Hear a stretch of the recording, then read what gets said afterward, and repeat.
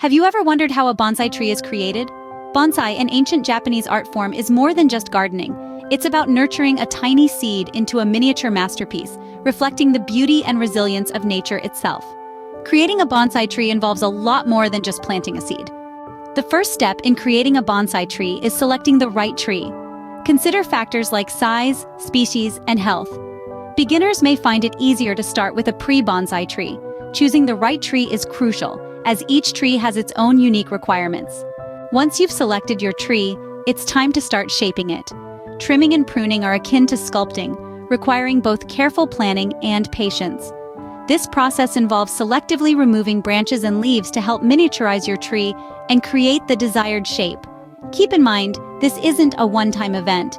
It's an ongoing task, a labor of love, if you will, that helps to maintain your bonsai's miniature size and artistic form.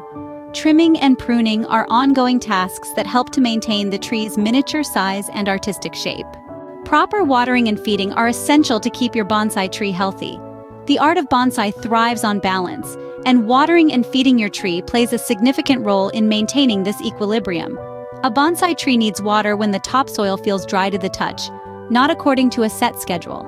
As for feeding, organic fertilizers are often preferred, rich in nitrogen, phosphorus, and potassium.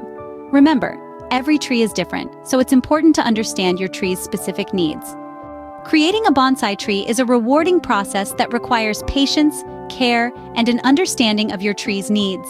We've journeyed together through the art of selecting the right tree, the delicate task of trimming and pruning, and the essential routine of watering and feeding. Each step brings us closer to creating a miniature masterpiece of nature. If you found this video helpful, don't forget to give it a thumbs up and subscribe to our channel for more gardening tips and tricks.